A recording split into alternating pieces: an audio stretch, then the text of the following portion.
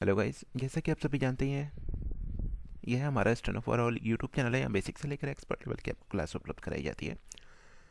Expert level में parliament reporter पद की डेट आ चुकी है। उससे संबंधित डिक्टेशन प्राप्त करने के लिए आप हमारी वेबसाइट हम पर हमें संपर्क कर सकते हैं। हमारे संपर्क सूत्र दिए गए हैं, वहाँ भी हमसे संपर्क स्थापित कर सकते हैं।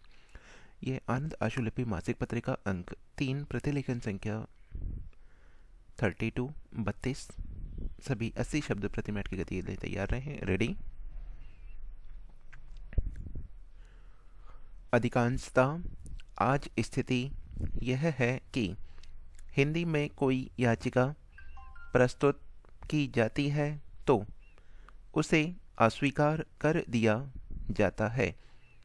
एक तरफ तर्क यह भी दिया जाता है कि पत्रादि को भी न्यायालय याचिका के रूप में स्वीकार करेगा।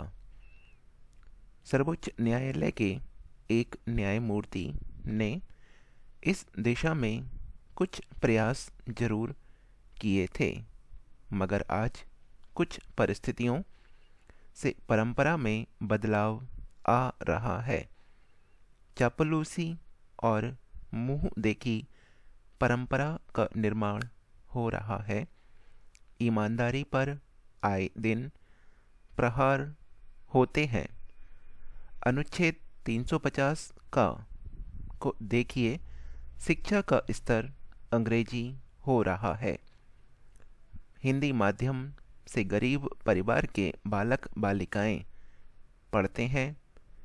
बीआईपी लोगों के लड़के कॉन्वेंट कोचिंगों में पढ़कर अंग्रेज बन रहे हैं।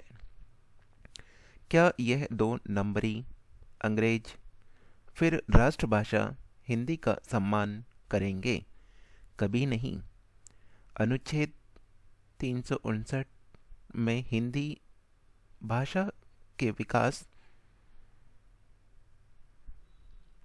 के लिए कहा गया है कि संघ का यह कर्तव्य होगा कि वह हिंदी भाषा का प्रचार बढ़ाएगा, विकास करेगा, जिससे वह भारत की सामाजिक संस्कृति के सभी तत्वों की अभिव्यक्ति का माध्यम बन सकेंगे और उसकी समृद्धि अन्य भाषाओं के शब्दों में आत्मसात करते हुए सुनिश्चित करें कि हिंदी भाषा की समृद्धि हमें दिखाई दे रही है।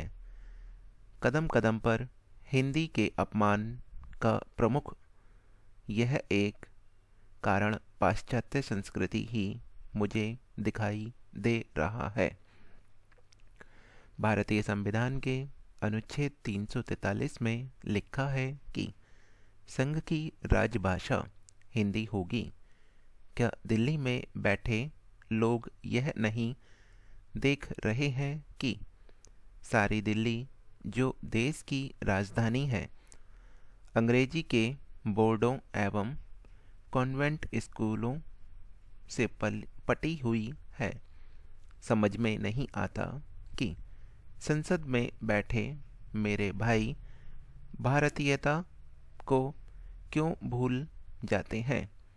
अंग्रेजी का नशा उनके ऊपर पूरा सवार हो जाता है। अनुच्छेद 350 में लिखा है कि व्यथा के निवारण के लिए अभ्यावेदन में प्रयोग की जाने वाली भाषा हिंदी ही होगी।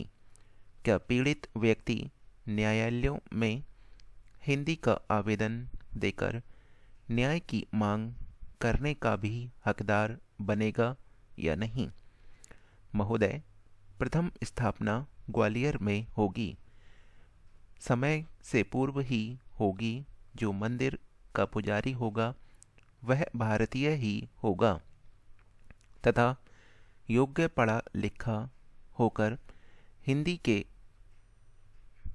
हिंदी को बढ़ाने के लिए खुले रूप से साक्षरता की दृष्टि से भी विद्यालय चलेगा, ताकि देश में निरक्षरता भी समाप्त हो और एक सुसमय आदर्श समाज की रचना हो सके। ऐसा हमारा अपना एक विचार है। कितना सही है या गलत, आने वाले समय में ठीक प्रकार से समझ सकेगा। देश के लिए प्रत्येक व्यक्ति को कुछ रचनात्मक काम करना चाहिए, तभी हमारा यह मानव जीवन सार्थक होगा। हिंदी पद यात्रा का जो अंश मात्र प्रयास था, वह देश व्यक्ति का एक छोटा सा भी उदाहरण मैं मानता हूँ। लोग कुछ भी कहें, हम इसका कभी परवाह नहीं करते। हमें राष्ट्रहित में एक ऐसा मिलकर प्रयास अवश्य करना है जिससे हमारे अपने देश की पीढ़ी को कुछ प्राप्त हो सके।